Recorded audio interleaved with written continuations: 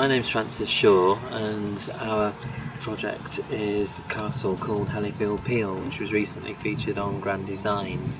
It's a 14th century tower house set in the Dales in Yorkshire, and it's actually the only Templar or Knights Templar castle in the whole country. It was built by one of the last Knights Templars and then gifted over to the Knights Hospitallers. It's also, I think, the only Knights Hospitallers castle in the whole country. We started the project 4 years ago and restored it from basically a pile of vertical hardcore with trees growing out of it back into a lovely residence, and its setting is gorgeous, which is why my wife Karen was happy to support me through it, since it's a beautiful setting, and it's now a bed and breakfast hotel or guest house, and we greatly enjoy living here. We chose a heat pump for Hellifield Peel primarily because there were really only two options. That was oil-fired central heating. There was the possibility of getting gas to the site, but that would have been about £60,000. So in cost terms, there was a simple balancing equation really between oil and a heat pump system. As an architect, I've always been interested in sustainable heating systems, and this goes back to about 20 years ago. Heat pump systems have moved on tremendously in the last 10 years, and certainly the two issues, obviously you have the payback periods that come down considerably, but also in this age of everybody trying to reduce their carbon footprint, it's quite an important heating system for a very large structure like Hellifield Peel.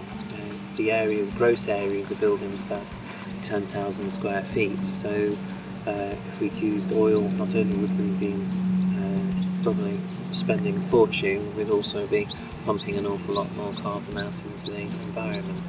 So I think those were the sort of key drivers for looking at a heat pump as an option. The ground loop that we used for the project was a slinky, and it was quite an extensive slinky, but that was primarily based on the size of the property. So there's 3 85-metre trenches, and there's about 1 kilometre of piping within those 3 trenches. The alternatives we looked at for hole boring, slightly later, after we'd laid the slinky, we were told about an alternative system, which was the sort of clipping together plastic radiators. But the slinky was actually, if you're going to do it yourself, I think it's probably the most cost-effective way of installing a heat pump. It's very, it's an ideal option for the do-it-yourself person to do. You have the trenches dug. My wife and I laid the piping, put the sand in first and laid the piping.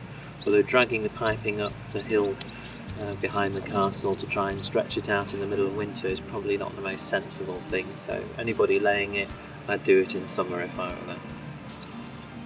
We've been in the house now for 2 years, and obviously been living through the heat pump through 2 winters.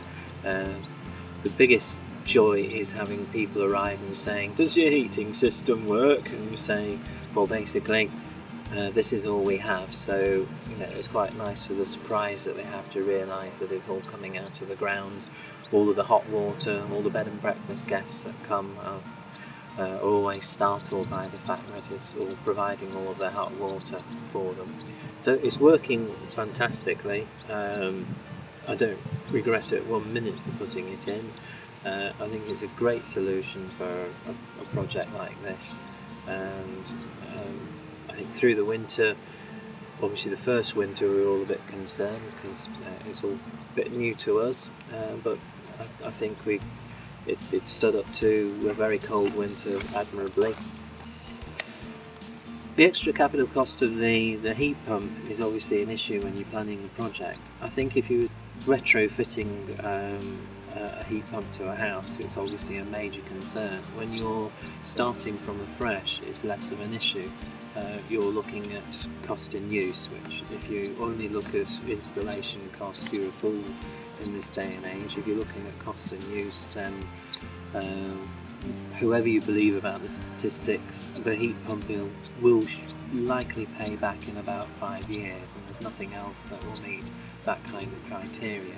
So I'd certainly recommend it to anybody, and certainly it's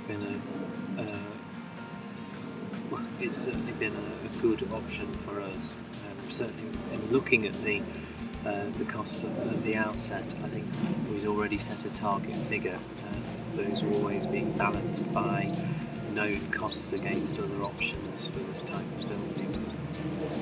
I chose Ice Energy because it was the first organisation that I came across. They responded almost immediately, and for obviously interested competition, I tried 2 other organisations and they didn't respond at all. So it's quite simple. If somebody is interested and gets back to you and wants to help and provides you the figures almost instantly, I'd recommend a heat pump to anybody considering a project in a rural community, or who has sufficient land enough to make it viable.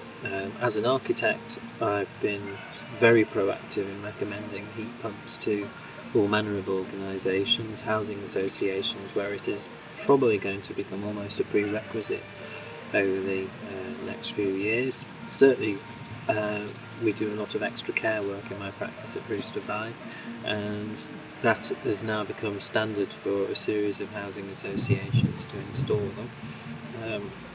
And certainly if you're creating new estates in villages or infill development in villages, then they're ideal solutions because you're not having to increase infrastructure into communities, etc.